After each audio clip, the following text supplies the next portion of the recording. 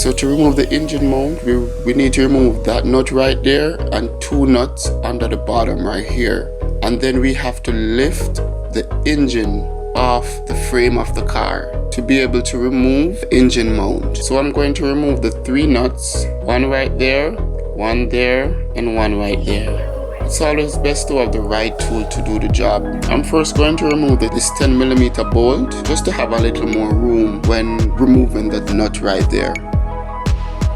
And as you can see, my socket was too long, so I'm using a wrench.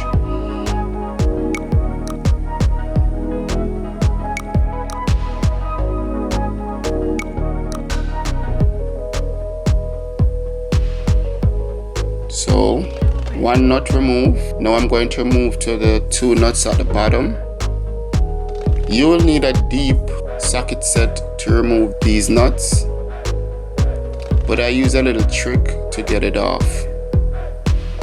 I extended the socket on the impact driver to have enough space in the socket to remove the nut. So as you can see here, I just extended it and I got it removed that way. But it's better to have the right tool for the job. So I'm now going to remove the 3rd nut to get it totally removed. So just to give you a better view of where the 3rd nut is. So for the 3rd nut, there is a plug protecting the nut. We just need to use a screwdriver to remove that plug from the hole to get access to the nut. Then we can use the impact wrench to remove the 3rd nut. And having an impact wrench make this job very easier. Using a socket set is going to take all day. So it would be good to invest in a battery powered impact driver or a air tool.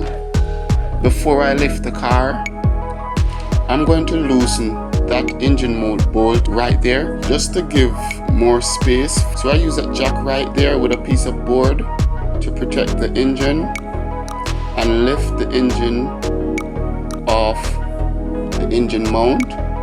So as you can see right there, I'm able to remove the engine mount.